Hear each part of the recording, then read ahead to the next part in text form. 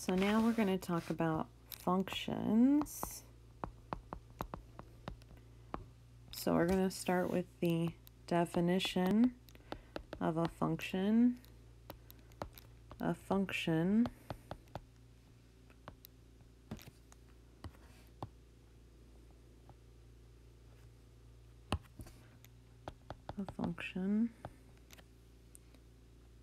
f from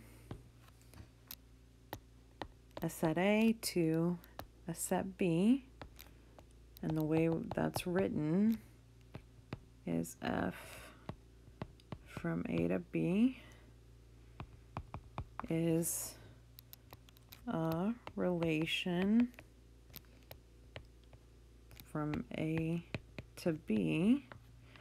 So what does that mean? Remember, a relation is a subset, in this case, of A cross B. So this really means here F is a subset of A cross B.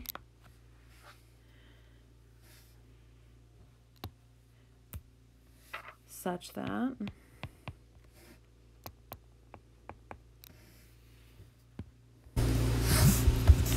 two things have to happen. So for every element out of A, there has to exist an element in B such that xy is in your relation. So x is related to y. And the second condition is that for all x1, y1 in F and x2, y2 in F, if x1 equals x2, then y1 equals y2.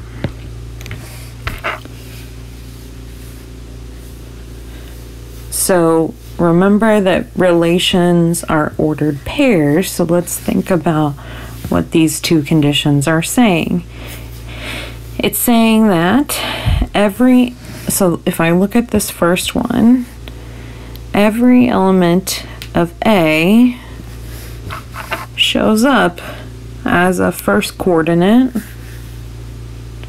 but here it says the second part is telling me that it shows up exactly once.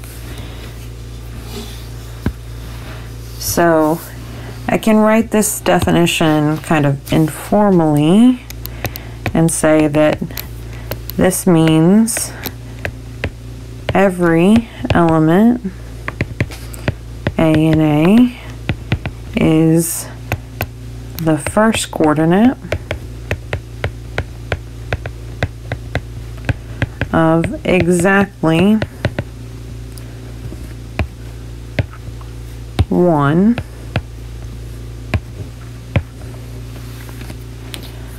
ordered pair in F. So we're also going to define domain. So we're going to say the domain of F is the set A, and we write this as domain F equals A. And then we call the set B the codomain of F. So the set B is called the codomain of F.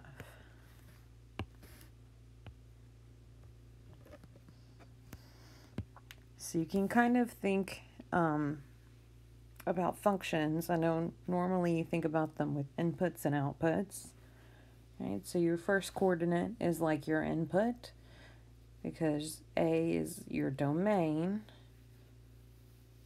And then your second coordinate is your output. So let's look at an example here.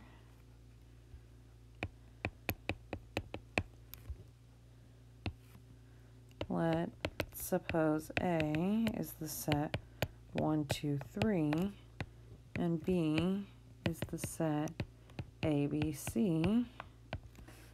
And you're going to consider the relation F, which is 1A, 2 relates to B, 3 relates to A. And I want to know, so I'll say question, is F a function?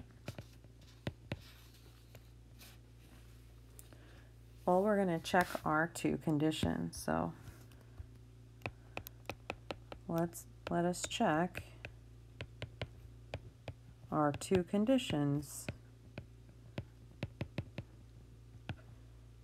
And the two conditions are from the definition of a function. So the first condition says 1, for all x and a, there exists a y and b such that xy is an f.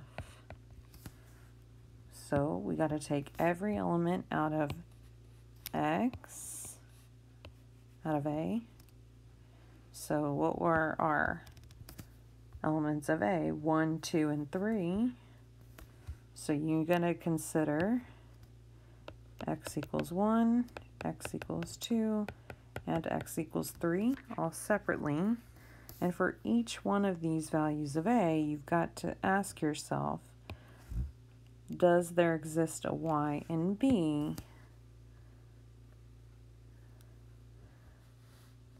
such that xy is an f? So you need to find a y. So if you look back at f, when x was 1, then y would be a.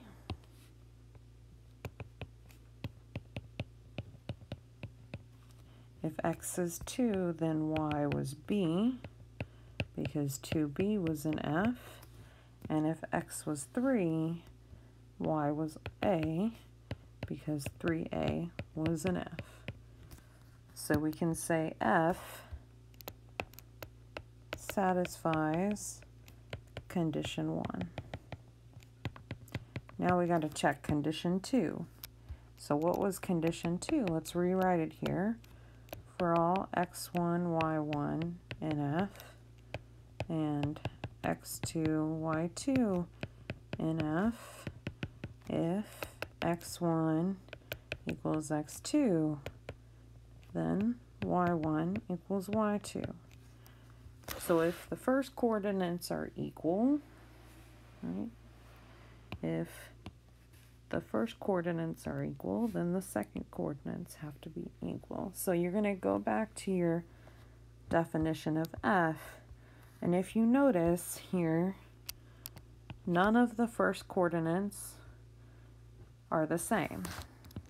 So I'll say here, none of the ordered pairs in f have the same first coordinate. So f trivially satisfies condition 2. And I can conclude, therefore, f is a function because it satisfies the two conditions.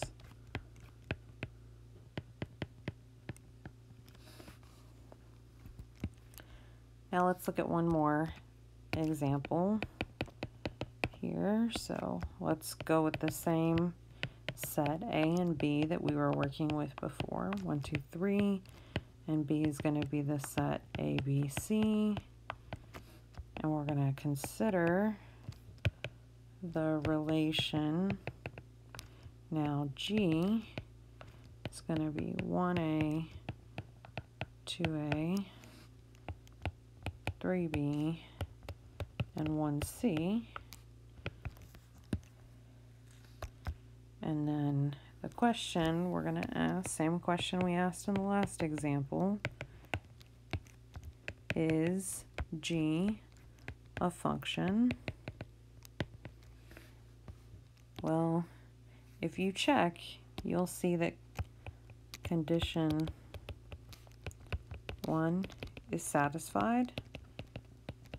If you run through it, if x is 1, y would be a. If x is 2, y is a. If x is 3, y is b. But condition 2 is not. And that's because you have 1a is in G, and also 1c is in G, and the first coordinates are the same.